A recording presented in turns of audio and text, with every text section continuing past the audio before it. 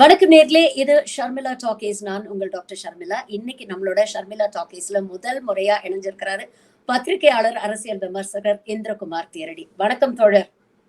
வணக்கம் மேம். வணக்கம் and welcome to Sharmila talkies. Thank you ma'am. Thank you for inviting ma'am. Modi 6வது முறையா வராரு, ரோட் ஷோ நடத்த போறாரு இன்னைக்கு தமிழ்நாட்டுல. எப்படி கடந்த ரோட் ஷோ எவ்வளவு ஃபிளாப் ஷோவா இருந்தது அப்படிங்கறதெல்லாம் நம்ம பார்த்தோம். ஆனா ஒரு பக்கம் பாஜக மோடி வரகையினால அவங்களுடைய செல்வாக்கு உயரும், மக்கள் மத்தியில அவங்களுக்கு ஒரு ஈர்ப்பு ஏற்படும் அப்படிங்கிற ஒரு நம்பிக்கை வச்சிருக்கிறாங்க. உண்மையிலேயே தமிழக மக்கள் இந்த தேர்தலையும் சரி மோடியும் சரி எப்படி பாக்குறாங்கன்னு நினைக்கிறீங்க? மோடி வர்சஸ் ராகுல்னு நினைக்கிறாங்களா, இல்ல திமுக வர்சஸ் பாஜகன்னு நினைக்கிறாங்களா? எப்படி இருக்கு மக்களுடைய பார்வை? இது மக்கள் வெர்சஸ் மக்களை ஒடுக்க நினைக்கும் மிருகம் அப்படிதான் பாக்குறாங்கன்னு நான் நினைக்கிறேன். தமிழ்நாடுதான் இந்தியாவுக்கே இன்றைக்கு மோடி அரசாங்கத்தை எப்படி பார்க்க வேண்டும் அப்படின்றது குறித்து தெளிவான வழிகாட்டி இருக்கிறது. இன்றைக்கு இல்ல, 2014 சரி, 2019 சரி, மோடியை எப்படி நாம் பார்க்க வேண்டும், மோடியை எப்படி எடை போட வேண்டும் அப்படின்றது குறித்தான தெளிவான பார்வையை தமிழ்நாடு தான் கொடுத்தது. அதன் அடிப்படையில தான் இன்றைக்கு இந்தியா கூட்டணின்ற அந்த அலையன்ஸுமே ஃபார்ம் ஆகுது. அதுல ஃபார்ம் பண்ணுவதற்கு மாநிலமாக போனது நிதிஷ்குமாரும் தேஜஸ்வி யாதவுமா இருந்தாலும் கூட அந்த ஐடியாவை முன்வைத்தது அப்படின்றதுல ஸ்டாலினுடைய ரோல் ரொம்ப ரொம்ப முக்கியமானது. அந்த அளவுல அப்பாவுக்கு அப்புறம் தேசிய அளவுல ஆதிக்கம் செலுத்தக்கூடிய அல்லது தேசிய அளவுல அழுத்தம் கொடுக்கக்கூடிய ஒரு அரசியல்வாதியா ஸ்டாலின் வளர்ந்ததும் வளர்த்து விட்டது தமிழ்நாட்டு மக்கள் தான். அதுதான் ரொம்ப முக்கியமான காரணம். மோடியினுடைய ரோட் ஷோ அப்படின்றத பொறுத்த வரைக்கும் இன்னைக்கு அவர் எடுத்திருக்கிற பகுதி டி நகர்.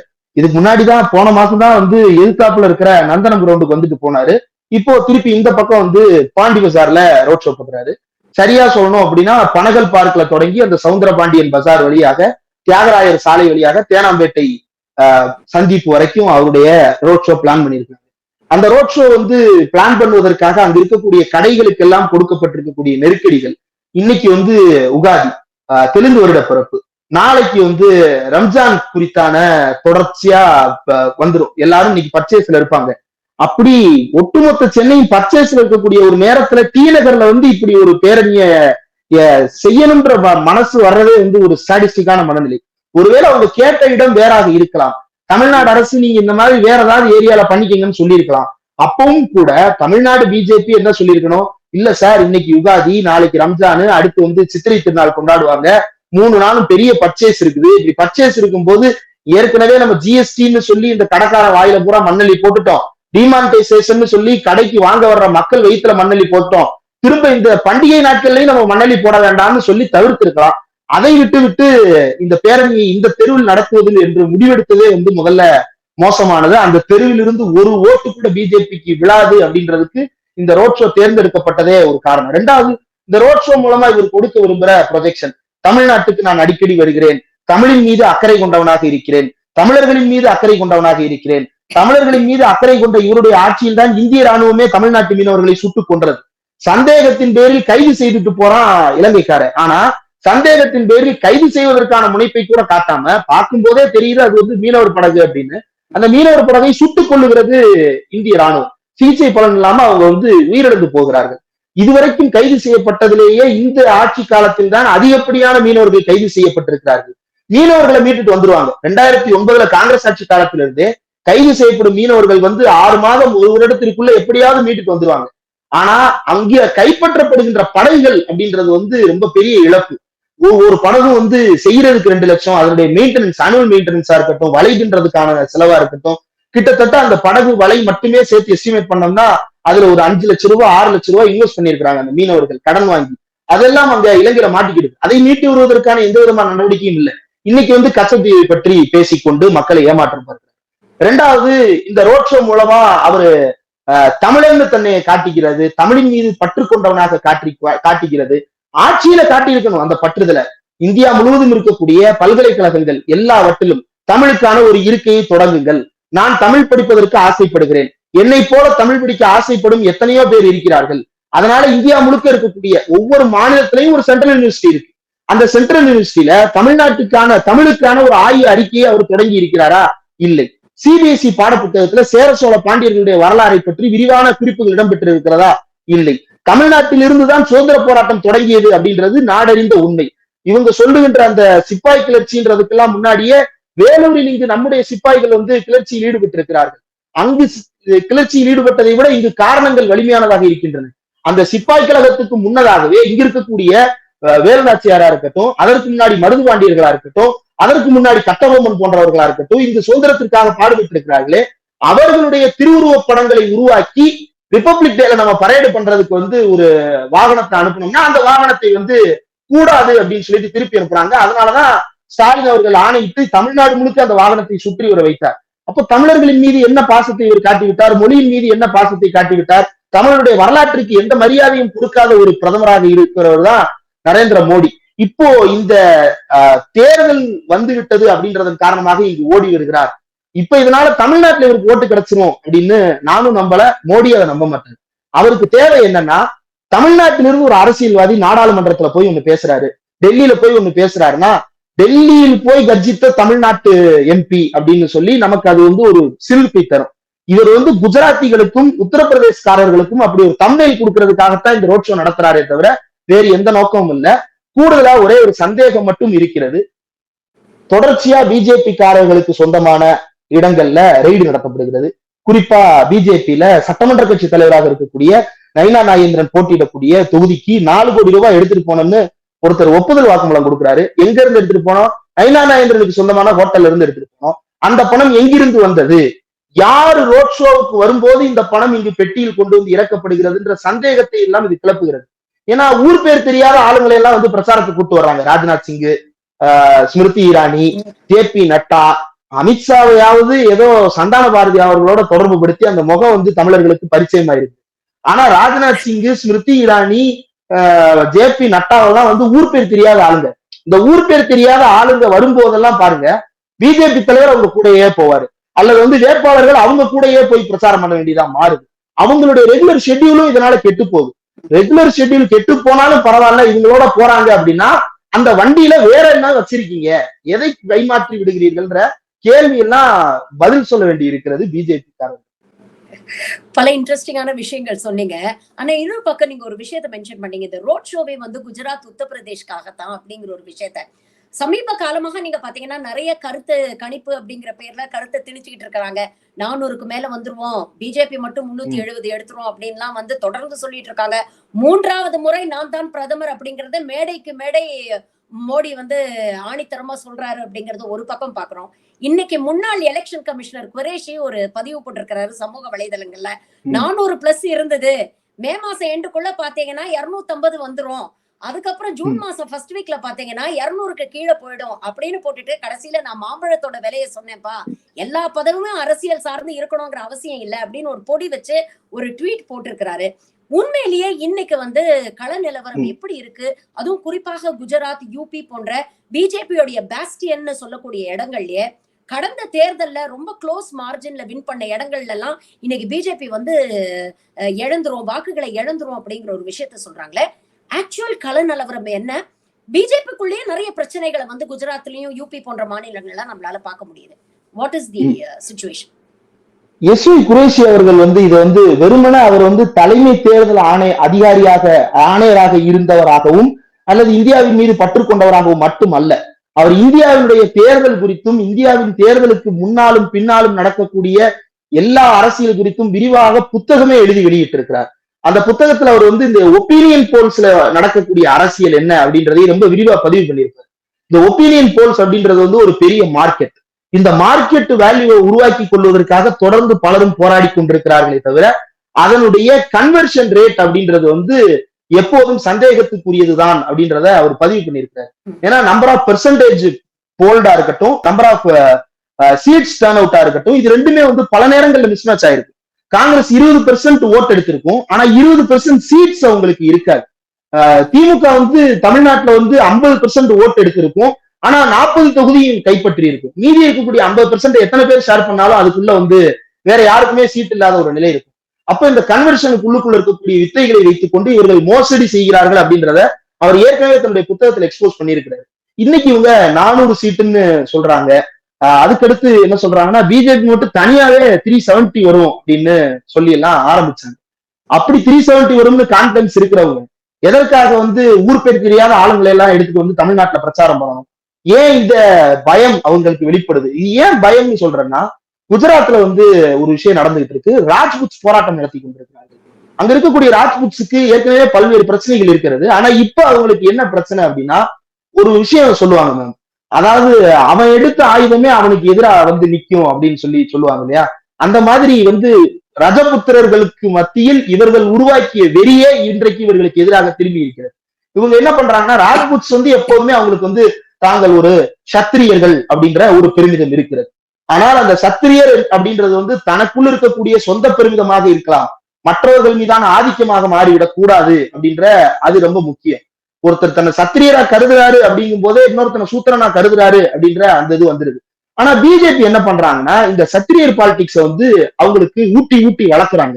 நீங்க சத்திரியர் தான், நீங்க சத்திரியர் தான் அப்படின்னு சொல்லிட்டு அவங்களுக்கு வெறியூட்டுகிறார். இந்த வெறியூட்டியவர்கள் வந்து இப்ப கடைசியில என்ன ஆயிடுச்சுன்னா, ஓட்டு கேட்டு போறப்ப இந்த வெறியூட்டப்பட்ட சத்திரியர்களை மட்டும் வைத்துக் கொண்டு ஓட்டு வாங்க முடியாது.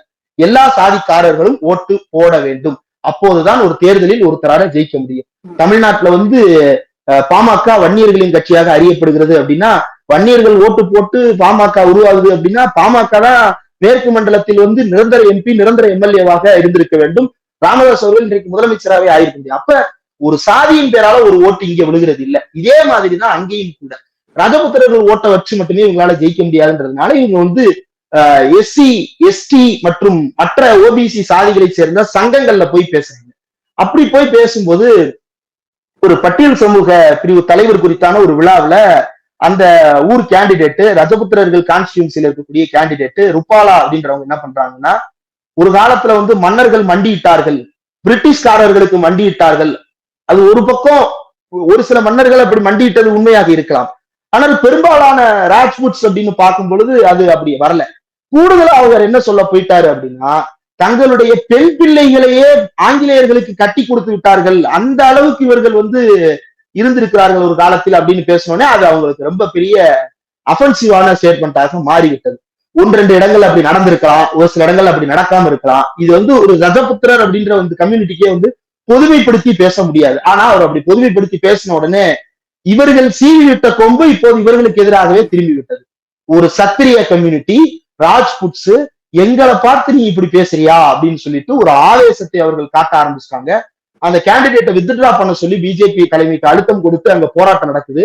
அந்த கேண்டிடேட் மார்ச் மத்தியில இதை பேசுறாங்க, மார்ச் 10, 15ஆம் தேதியில் இதை பேசுறாங்க. இன்னும் போராட்டம் நடந்துகிட்டே இருக்கு. கிட்டத்தட்ட 30 நாள் ஆக போகுது. 30 நாளா போராட்டம் நடக்குது. 30 நாளா கேண்டிடேட்டை மாத்த மாட்டேன்னு பிஜேபியும், மன்னிப்பு கேட்கிறேன்னு அந்த கேண்டிடேட்டும் தொடர்ந்து சொல்லியும் கூட போராட்டம் நீடித்துக் கொண்டே இருக்கிறது அப்படின்றதுதான் குஜராத்தினுடைய கலை யதார்த்தம். உத்தரப்பிரதேசத்துக்கு வந்தோம் அப்படின்னா, உத்தரப்பிரதேசத்துல பிஜேபிக்கு கிட்டத்தட்ட ஒரு பெரிய அடி காத்திருக்கிறது அப்படின்னு சொல்லிட்டு உளவுத்துறை முதற்கொண்டு அவர்களுக்கு ரிப்போர்ட் கொடுத்திருக்கிறதாக நம்மளுடைய மூத்த ஊடகவியலாளர்கள் பல பேர் வந்து பத்திரிகைகள்ல தொடர்ந்து பேசிட்டு தான் இருக்கிறாங்க. இரண்டாவது, ஊபியில் இருக்கக்கூடிய வேலையில்லா திண்டாட்டம். உத்தரப்பிரதேசத்தில் இருந்து இன்றைக்கும் இந்தியா முழுவதும் இருக்கக்கூடிய எல்லா மாநிலங்களுக்கும் வேலை தேடி நடையாய் நடந்து கொண்டிருக்கிறார்கள். 2019 நல்லா ஞாபகம் இருக்கு. அப்போ கோவிட் டைம். அந்த கோவிட் டயத்துல வந்து நண்பர்கள் ஒரு சிலர் அந்த பகுதியில வந்து வேலை பார்த்துட்டு இருக்காங்க. அவங்க வந்து அந்த ஊர்ல இருக்கக்கூடிய மக்கள் நடந்தே போறவங்கள்ட்ட போய் கேட்கிறாங்க, என்னப்பா இப்படி ஒரு நோய் வந்துருச்சு, என்ன பிரச்சனை? ஆமாங்க, கோவிட் நோய் வந்துருச்சு, அதனால வந்து ஊர்ல பஞ்சம் விலைக்கு போனது முடியல, அதனால திருப்பி வர்றோம். அப்படியா, மோடி உங்களுக்கு எதுவும் செய்யலையா? பாவம் மோடி என்னங்க செய்வாரு, அவருக்கும் தானங்க நோய் வரும், அவர் என்ன செய்ய முடியும் அப்படின்னு கேட்ட ஊர் அது. மோடிக்கும் கோவிடை தடுக்கும் நடவடிக்கைக்கும் தொடர்பு இல்லைன்னு நம்பிக்கொண்டிருந்த ஊர். காரணம் என்ன? 2019 அன்றைக்கு மக்கள் மத்தியில இந்த விழிப்புணர்வை ஏற்படுத்துவதற்கு எதிர்கட்சிகள் வலிமையாக வேலை செய்யவில்லை. ஆனால் இன்றைக்கு அப்படி அல்ல நிலைமை. எல்லா எதிர்கட்சிகளும் ஒன்று சேர்ந்து அங்கு பிரச்சாரத்தை தொடங்கி இருக்கிறார்கள். அகிலேஷ் யாதவாக இருக்கட்டும், ராகுல் காந்தியாக இருக்கட்டும், பிரியங்கா காந்தி, சோனியா காந்தி, கார்கே, இப்படி பல தலைவர்களும் உத்தரப்பிரதேசம் முழுவதும் பிரச்சாரம் செய்து கொண்டிருக்கிறார்கள், பயணம் செய்து கொண்டிருக்கிறார்கள், மக்களுக்கு புரிய வைத்துக் கொண்டிருக்கிறார்கள். அப்போ இந்த வேலை இல்லாமல் போனதுக்கு காரணம் வந்து மோடி அரசாங்கம் தான். உங்களுடைய வாழ்வாதாரத்தை இங்க நீங்க தேட வழி இல்லாம உங்களை தமிழ்நாட்டுக்கும் கேரளாவுக்கும் ஆந்திராவுக்கும் அலைக்கழித்தது இந்த மோடி அரசாங்கம் தான். ஒரு காலத்தில் நாங்கள் தவறு செய்திருக்கிறோம், அதை திருத்திக் கொள்ள போது முன்வந்திருக்கிறோம் அப்படின்னு சொல்லிட்டு ராகுல் காந்தி வெளிப்படையாக இங்கு பேச தொடங்கி இருக்கிறார். குஜராத்தினுடைய மூடும் பீகாரினுடைய மூடும் வந்து கிட்டத்தட்ட ரெண்டுமே கான்டம்ப்ளேட்டிங்கா இருக்கும். பீகார்ல வந்து எடுத்து பார்த்தோம் அப்படின்னா, தேஜஸ்வி யாதவ் நடத்தி கொண்டிருக்கக்கூடிய ஒரு 35 வயசு பையன் அப்படின்னு யாராலுமே நம்ப முடியாது. ஏன்னா அவருடைய ஸ்டேச்சர் அப்படி. இந்தியா முழுவதும் இருக்கக்கூடிய எத்தனையோ கட்சிகளுக்கு மத்தியில லல்லு அவர்களுக்கும் தேஜஸ்வி அவர்களுக்கும் வந்து ஒரு தனித்த செல்வாக்கு இருக்கிறது. பிஜேபியோடு எந்த காலத்திலும் எந்த வகையிலும் உறவில் இருந்தது கிடையாது அப்படின்ற வரலாறு வந்து அவர்களுடைய கட்சிக்கு இருக்கிறது. அதுதான் அவங்களுடைய ஹோல்டிங் பாயிண்டும் கூட. பல முறை லல்லு பிரசாத் யாதவ் கைது செய்யப்பட்டிருக்கிறார், அவருடைய மனைவி கைது செய்யப்பட்டிருக்கிறார், அவருடைய குடும்பத்தில் இருக்கக்கூடிய அத்தனை பேர் மீதும் வழக்கு புனையப்பட்டு கொடுமைக்கு ஆளாக்கப்பட்டிருக்கிறார்கள். சிறைச்சாலையில் வைத்து சித்திரவதைகள் நடந்திருக்கின்றன, அவர்களுடைய சொத்துக்கள் முடக்கப்பட்டிருக்கின்றன, அவர்களுடைய கட்சி வந்து முடக்குவதற்கான வேலைகள் நடந்திருக்கின்றன. அத்தனையும் தாண்டி பிஜேபியோடு சமரசமே இல்லை அப்படின்னு அவர் வந்து தொடர்ந்து பேசி இருக்கிறார். அவருடைய செல்வாக்கு வளர்ந்து கொண்டே இருக்கிறது. அந்த பீகார்ல வந்து நீங்க தெளிவா பார்க்கலாம், நிதிஷ்குமாரினுடைய எமர்ஜென்சி வந்து ஒரு காலகட்டத்தில் இருந்தது. 40 சீட்ல இருந்த நிதிஷ்குமார் 115 சீட் வரைக்கும் போனாரு. ஆனா 115 சீட்டுக்கு போன நிதிஷ்குமார் 100 சீட்டு 90 சீட்டுன்னு அதை ரிட்டைன் பண்ண முடியாம 70-40 இப்ப 45ல வந்து நிக்கிறாரு. மீதி இருக்கக்கூடிய சீட்ஸ் எல்லாம் என்னவா மாறி இருக்கு அப்படின்னா பிஜேபிக்கு அவருடைய ஓட்டு டிரான்ஸ்பர் ஆகி போயிருக்குது அப்படின்ற அந்த கள நிலவரத்தை பார்க்க முடிகிறது.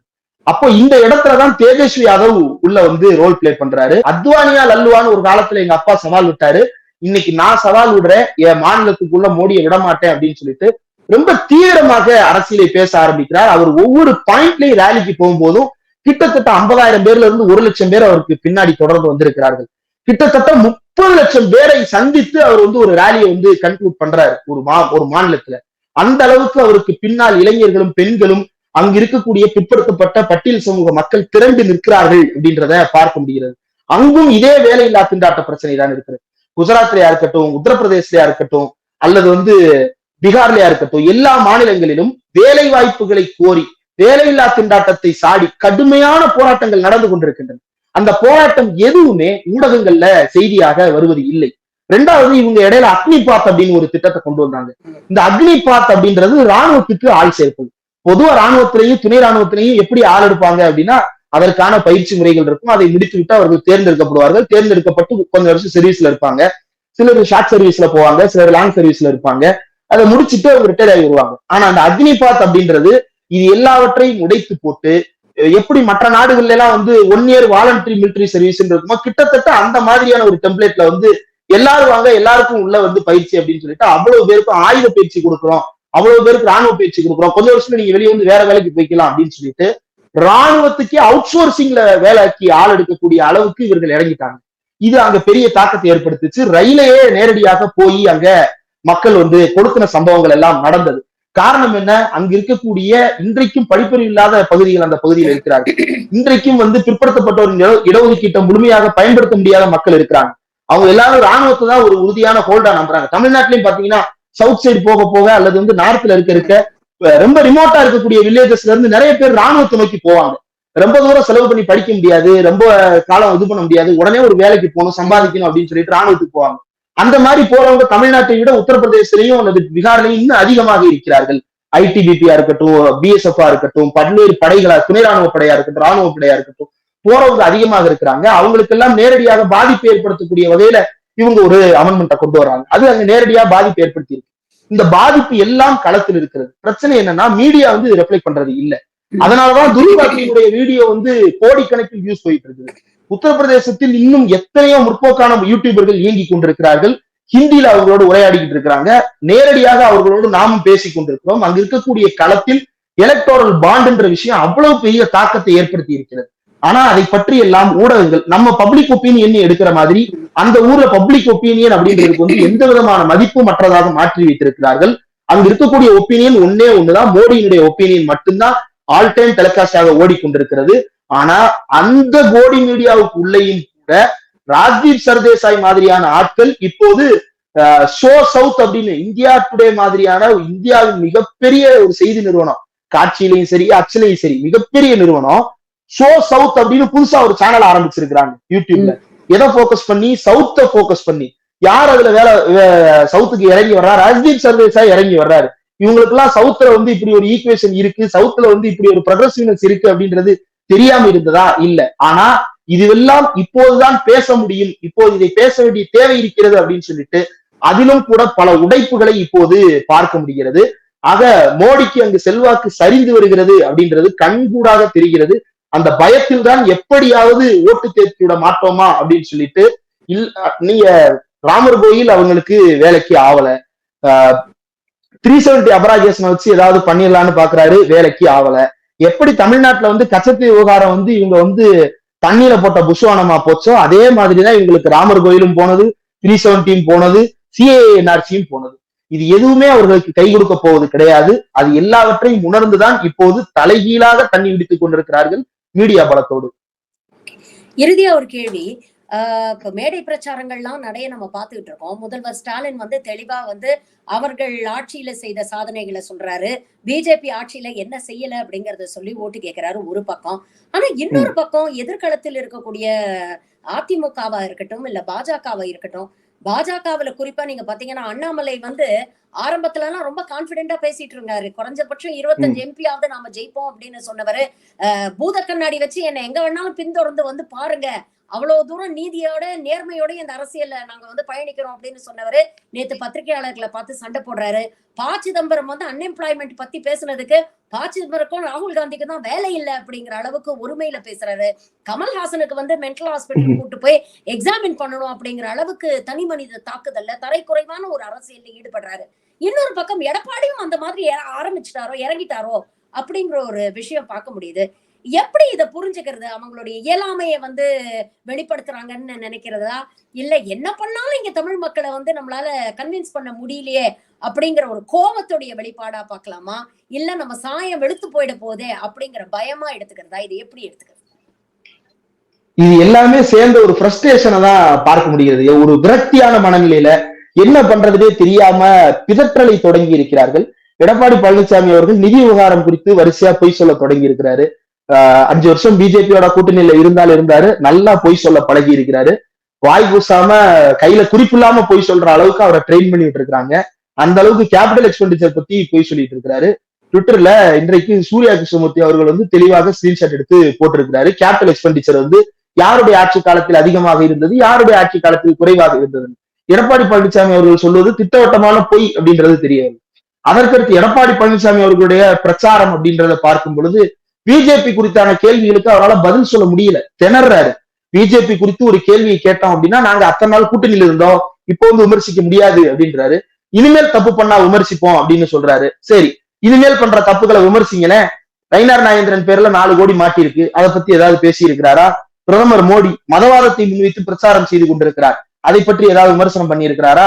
தமிழ்நாட்டுக்கு வந்து ஹிந்து முஸ்லிம்னு பேசிக்கிட்டு இருக்கிறாங்க, அதை பத்தி ஏதாவது பேசி இருக்கிறாரா? பிஜேபி காரர்கள் வந்து தமிழ்நாட்டில் தொடர்ச்சியாக பல மாவட்ட வாரியாக பல பொய்களை சொல்லி கொண்டிருக்கிறார்கள், அதற்கு எதிராக ஏதாவது பேசி இருக்கிறாரா? எதையுமே பேசல. ஏன்னா அவருடைய அஜெண்டா அது அல்ல. அவர் வேற ஒரு அஜெண்டால தெளிவாக இருக்கிறார். அவருடைய நோக்கம் 2026 இருக்கலாம், அவருடைய இப்போதைய ரோல் வேற ஒன்றாக இருக்கலாம். ஆனா இங்க இப்ப ரியல் ஃபைட் அப்படின்றது வந்து ஒரு ஐடியாலஜிக்கல் ஃபைட்டா இருக்கு. இந்த ஐடியாலஜிக்கல் ஃபைட்ல பிஜேபிக்கு எதிராக ஐடியாலஜிக்கலா ஏதாவது ஒரு விஷயத்தை எடப்பாடி பழனிசாமி பேசியிருப்பாரா? நிர்வாக சிக்கலை மட்டும்தானே அவர் பேசுறாரு. CAA-NRC சிறுபான்மைக்கு எதிரானது, அதனால நாங்க எதிர்க்கிறோம். சரி, ஓகே. மற்ற திட்டங்கள்லாம் சிறுபான்மைக்கு ஆதரவாக இருக்கிறதா? மற்ற திட்டங்கள்லாம் பட்டியல் சமூகத்துக்கு ஆதரவாக இருக்கிறதா? மற்ற திட்டங்கள்லாம் இந்தியா முழுவதும் இருக்கக்கூடிய இந்து பெரும்பான்மை மக்கள் OBC-க்கு ஆதரவானதாக இருக்கிறதா? இல்ல இல்ல, சித்தாந்த ரீதியாகவே பிஜேபி எதிர்க்கப்பட வேண்டியது அப்படின்ற கருத்தில் எடப்பாடி பழனிசாமி அவர்களுக்கு எந்த விதமான கருத்தும் கிடையாது. திராவிடம்னா என்னன்னு கேட்டா அறிஞர்கள்ட்ட போய் கேளுங்கன்றாரு. அண்ணா திராவிட முன்னேற்ற கழகம், அண்ணா திராவிட முன்னேற்ற கழகம்னு வாயார தினமும் பேசுறீங்களே சார், அதுல இருக்கக்கூடிய அண்ணா திராவிடத்தை முன்மொழிந்ததுனாலதான் அண்ணா திராவிட முன்னேற்ற கழகம்னு பேர் வச்சாரு எம்ஜிஆர். அந்த அவர்களோட பரவாயில்ல, அண்ணா இசம் ஏதோ ஒரு இதை சொல்லிட்டு இருந்தாரு எம்ஜிஆர் ஆகுது. இதற்கு அதுவும் கூட சொல்ல தெரியல, அறிஞர்கள்ட்ட கேட்கணும்ன்றாரு. பாவம், அப்பாவியா தன்னை வெளிப்படுத்தி கொண்டிருக்கிறார். ஆனா உண்மையில் அவர் அப்பாவி அல்ல. அவருக்கு தெளிவாக தெரியும் எந்த பக்கம் போனால் நமக்கு பலன் கிடைக்கும், எந்த பக்கம் போனால் நமக்கு அதிகாரம் கிடைக்கும் அப்படின்றதான் அவருடைய நோக்கமே தவிர சித்தாந்த போட்டிக்கு அதிமுக எந்த காலத்திலும் தயாராக இருந்தது கிடையாது. மாநில சுயாட்சி பற்றிய விவாதம் வரும்போதெல்லாம் நீங்க டிபேட்ஸ் நல்லா பாருங்க, அண்ணா மாநில சுயாட்சியே கேட்கல அப்படின்னு அதிமுக காரங்க சொல்லுவாங்க. இன்னைக்கு இல்ல, 1974 கலைஞர் மாநில சுயாட்சி தீர்மானத்தை சட்டசபையில கொண்டு வந்தப்பவே அதிமுகவுக்கு அன்றைக்கு உறுப்பினர்கள், கட்சித்தாவல் தடை சட்டம் அன்னைக்கு கிடையாது, அதனால சில உறுப்பினர்கள் எம்ஜிஆருக்கு ஆதரவாக உள்ளுக்குள்ளேயே அதிமுக மாறிக்கிட்டாங்க. அதுல ஒரு எல்லா பேரும் பேசுறது அண்ணா மாநில சுயாட்சியை கேட்கல அப்படின்னு. அப்ப வேற யாரு மாநில சுயாட்சி கேட்டா? தமிழ்நாட்டுல காமராஜர் கேட்டாரா மாநில சுயாட்சி? இல்ல பக்தவத்சலம் கேட்டாரா மாநில சுயாட்சி? இப்படி வந்து அந்த காலத்திலிருந்தே ஒரு பொய் மரபு அப்படின்றது அதிமுகவுக்கு இருக்கிறது. உண்மையை மறைத்து பேசக்கூடிய மரபு அப்படின்றது அதிமுகவுக்கு இருக்கிறது. அந்த வழியில எடப்பாடி பழனிசாமி அவர்கள் ரொம்ப கரெக்டா போறாரு. இப்ப அண்ணாமலை பேசிக் கொண்டிருக்கக்கூடிய விஷயங்கள் எல்லாமே வந்து அவர் முதல்ல வரும்போதே வந்து நான் எலெக்ஷன்ல போட்டியிட விரும்பல அப்படின்றாரு. வேட்புமனுவை தப்பு தப்பா தாக்கல் பண்றாரு. இன்னைக்கு வந்து பொள்ளாச்சியில கோழி பண்ணையில வந்து 30 கோடி ரூபாய் பணம் சிக்கி இருக்கு. என்னன்னு கேட்டா அண்ணாமலைக்கு கொண்டு போறதுக்கு வச்சிருக்கிற காசா இருக்கலாம்னு லோக்கல்ல பேசிக்கிறாங்க. பொள்ளாச்சி ஜெயராமன் தான் அதை அனுப்புறதுக்கு திட்டமிட்டாருன்னு பேசிக்கிறாங்க.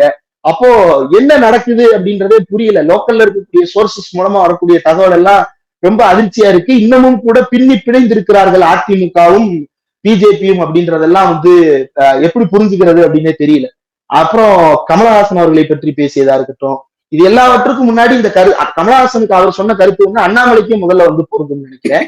ஏன்னா 2 டிகிரி வெயில் ஏறி போச்சு, அது காரணம் வந்து திமுக தான் அப்படின்னு சொல்றாரு. அதாவது கோவையினுடைய சூழல் மாறிவிட்டது, அதற்கு திமுக அரசின் திட்டங்கள் காரணம் அப்படின்னு ஏதாவது சொன்னீங்கன்னா அதை ப்ரூவ் பண்ணுங்க. கோவையினுடைய சூழலை கெடுக்கும் வகையில திமுக என்ன செய்ததுன்னு சொல்லுங்க. ஆனா உண்மையிலேயே கோவையினுடைய சூழலை கெடுத்தது யாரு? ஜக்கி வாசுதேவ். பகுமானமா போய் ஆட்டமா ஆடுறாரு மோடி ஜக்கி வாசுதேவோட மேடையில ஏறிக்கிட்டு இருக்கிற எல்லா திரைத்துறையினரையும் கூட்டி உட்கார வச்சுக்கிறாரு. திரௌபதி முர்மு வரைக்கும் கூட்டிட்டு வர்றாரு. மேடையில வச்சு அந்த டான்ஸ் போடுறாரு. அதுக்கு கீழே எல்லாம் என்ன இருக்கு? மரத்தோட வேர் இருக்கு, அந்த மரங்கள் எல்லாம் பிடுங்கி எரியப்பட்டிருக்கு, யானைகளுடைய வழித்தடம் பாதிக்கப்பட்டிருக்கு. சேட்டலைட் இமேஜையே வந்து இவனுக்கு வந்து ரெக்கார்ட்ஸ்ல இருந்து திருடிட்டு போயிருக்கிறாங்களே. இவ்வளவு வேலையை செஞ்ச ஜக்கி வாசுதேவால ஏறாத வெயிலு திமுக ஆட்சியில் ஏறிச்சா? இன்னொன்னு வந்து சூழலியல் மாறும், வெப்பத்தினுடைய டெம்பரேச்சர் வந்து மாறாது. இப்ப இவர் வந்து பேசுறதே வந்து அறிவியலுக்கு புறம்பான ஒரு கருத்தை பேசிட்டு இருக்கிறாரு. அவர் முதல்ல வந்து தெளிவா ஒரு இடத்துல உட்கார வச்சு ஒரு ஆப்பிள் ஜூஸ் கொடுத்து ஒரு லெமன் ஜூஸ் கொடுத்து, சார் முதல்ல பொறுமையா பேசுங்க அப்படின்னு சொல்லிட்டு அவர் ஆற்றுப்படுத்துவதற்கு ஆள் தேவைன்னு நினைக்கிறேன். ஏன்னா கூடவே இருக்கிற வானதி சீனிவாசன் அவர்கள் வந்து அடிக்கடி டென்ஷன் ஏற்றி விட்டுறாரு. இவர் ஒரு ரியாக்ஷன் கொடுக்க அவர் ஒரு ரியாக்ஷன் கொடுக்க அப்படின்னு சொல்லிட்டு அண்ணாமலை கலாய்க்கிற வேலையை வந்து மீன் கிரியேட்டர்ஸ்ல இருந்து இப்ப வானதி சீனிவாசனே எடுத்துக்கிட்டாரு. அவர் கொடுக்குற ஷார்ட் ரியாக்ஷன்ஸ்லயே அண்ணாமலை பாதி ட்ரால் ஆயிடுறாரு. மீதி ட்ரால தான் வந்து ட்ரால் மெட்டீரியல் கிரியேட் பண்றவங்க போட வேண்டியதா இருக்கு.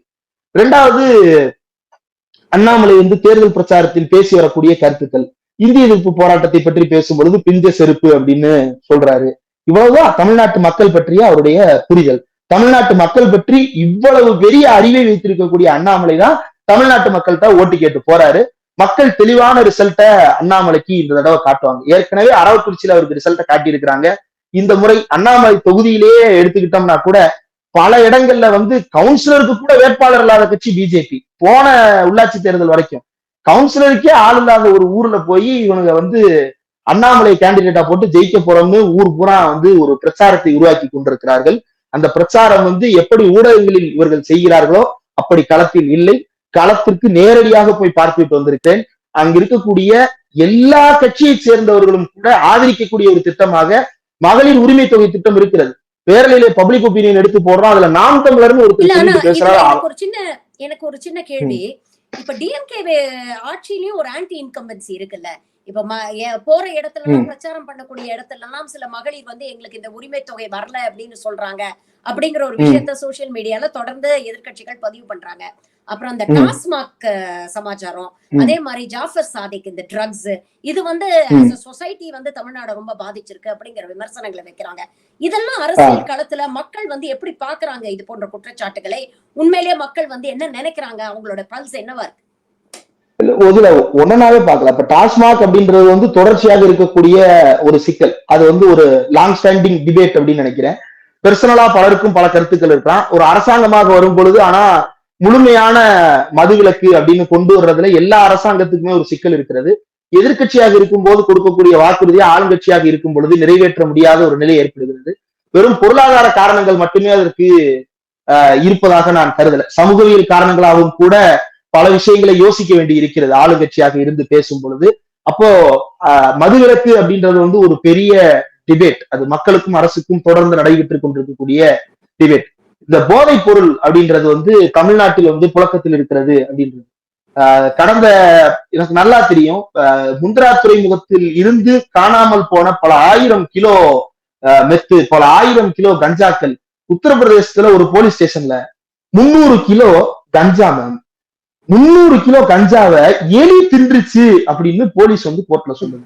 ஒரு எலிய வந்து அமெரிக்கால பரிசோதனை பண்ணிருக்காங்க. ஒரே ஒரு கஞ்சா இலையை கொடுத்து அந்த ஒரே ஒரு இலையை சாப்பிட்டுட்டு அந்த எலி வந்து மயக்க அடிச்சிருது. அந்த அளவுக்கு வந்து அந்த எலியில தாக்கத்தை ஏற்படுத்து. ஆனா இவங்க வந்து 300 கிலோ கஞ்சாவை எலி தின்றுச்சு அப்படின்னு சொல்றாங்க.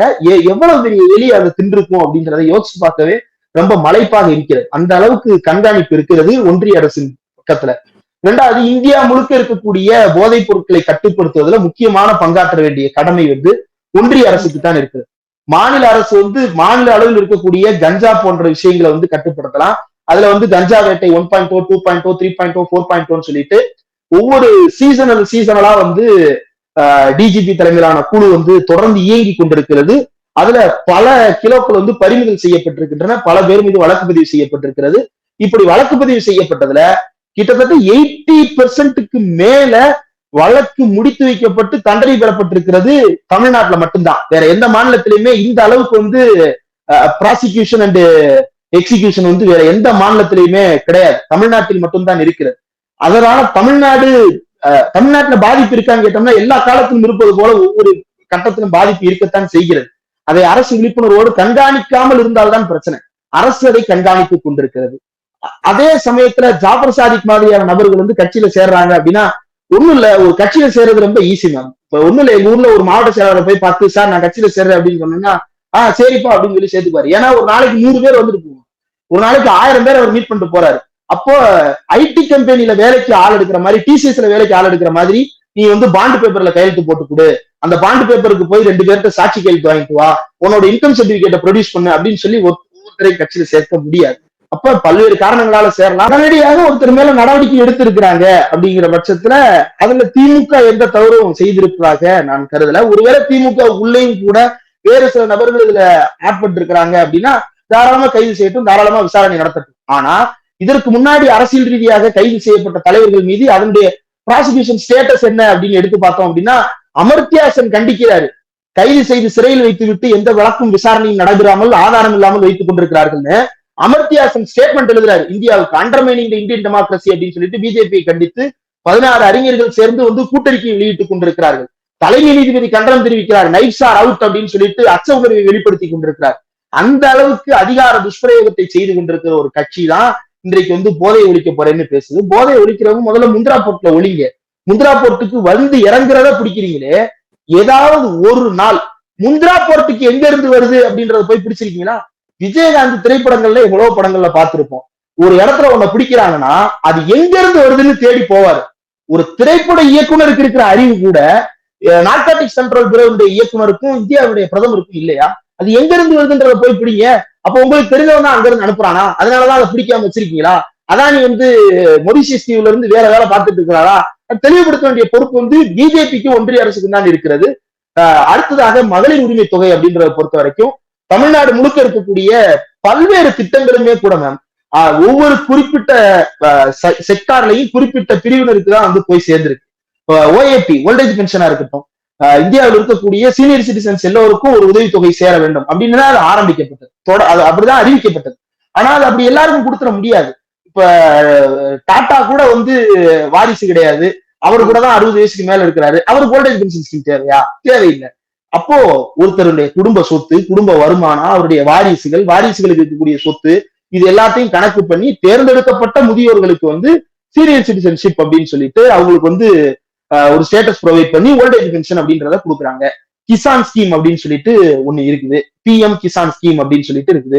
அந்த பிஎம் கிசான்ல இவங்க வகையை வச்சிருக்கிறாங்கல்ல, எவ்வளவு ஏக்கர்ல ஃபார்மிங் இருக்க வேண்டியது இருக்கு, எந்தெந்த ஃபார்மர்ஸுக்கு கொடுக்க வேண்டியது இருக்கு அப்படின்றது எல்லாத்தையும் இவங்க செக்டார் பை செக்டார் வழிவகுத்து தானே வச்சிருக்கிறாங்க. எம்எஸ்பி அப்படின்றது கோரிக்கையாக இருக்கிறது. ஏற்கனவே எம்எஸ்பி வந்து பல பொருட்களுக்கு இருக்கிறது. புதிதாக பொருட்களை சேர்த்துக்கிறதுல அரசாங்கம் ஏன் தயக்கம் காட்டுது? அந்த பொருட்களை ஏத்துக்கிட்டா அதுல என்ன சிக்கல் வரும்ன்றதை அனுமானிக்கிறதா ஒரு காரணம் சொல்றாங்கல்ல. அதே போல மகளிருக்குமே கூட தினம் கவர்மெண்ட் போயிட்டு இருக்கிற ஒருத்தருக்கு வந்து 1000 ரூபாய் தேவையில்லை. ஒரு பிரைவேட் கம்பெனில ஒரு நல்ல ஐடி ஜாப்ல இருக்கக்கூடிய ஒரு பெண்ணுக்கு வந்து 1000 ரூபாய் தந்தது தேவையில்லை. ஆனா அந்த பெண்களுக்கும் சேர்த்துதான் ஸ்டாலின் பஸ் ஓடிக்கிட்டு இருக்குது. அந்த பெண்களுக்கும் சேர்த்துதான் வந்து கட்டணம் இல்லாத பேருந்து பயணம் அப்படின்றது இயக்கி கொண்டிருக்கிறது. அப்போ இந்த ஓவரால் ஸ்கீமேட்டிக்ஸ் எடுத்து பார்த்தோம் அப்படின்னா ஏதாவது ஒன்றில் எல்லோரும் கவர் ஆயிடுறாங்க அப்படின்ற அந்த அடிப்படை இருக்கிறது. அந்த அடிப்படையில வந்து திராவிட கருத்தியலோடு திமுக அதுல சரியாகத்தான் செயல்பட்டு இருக்கிறதுன்னு நான் நினைக்கிறேன். ஆனால் இதுல ஒரு சில மிஸ்டேக்ஸ் நடந்திருக்கு, ஒரு சிலர் தவறாக நிராகரிக்கப்பட்டிருக்கலாம். அந்த ஹியூமன் எரர் சரி செய்யப்பட வேண்டும். அத உதயநிதி ஸ்டாலின் ஓப்பனா பிரச்சாரத்துல அட்மிட் பண்றாரு.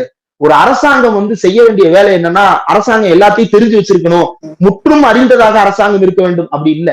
ஒரு அரசாங்கம் மக்களின் குரலுக்கு செவிசாய்க்க வேண்டும். இந்த அரசாங்கம் செவிசாய்க்கிறது, மக்கள் இந்த அரசாங்கத்திற்கு வாழ்த்தி தெரிவித்துக் கொண்டிருக்கிறார்கள் அப்படின்றதுதான் இந்த தேர்தலின் கலை யதார்த்தமா நான் பாக்குறேன்.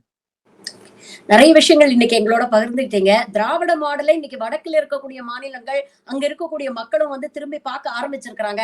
ஏதோ ஒரு விஷயம் இருக்கு அப்படிங்கறத வந்து அவங்க உணர ஆரம்பிச்சிருக்கிறாங்க அப்படிங்கிறது கள நிலவரத்தை வந்து நமக்கு காட்டுது. நிறைய விஷயங்கள். Thank you for your time. உண்மையிலேயே உங்களுடைய ஒரு பெரிய ரசிகனா. நீங்க தொடர்ந்து பல டிபேட்ஸ் நான் பார்த்துக்கிட்டு இருக்கேன். ரொம்ப அருமையா பேசுறீங்க. உங்களுடைய கருத்துக்களை வந்து ரொம்ப நேர்த்தியாக, ரொம்ப தெளிவா எடுத்து வைக்கிறீங்க. உங்களுடைய பணி சிறக்கட்டும், தொடரட்டும். நன்றி. Thank you very much. தேங்க்யூ.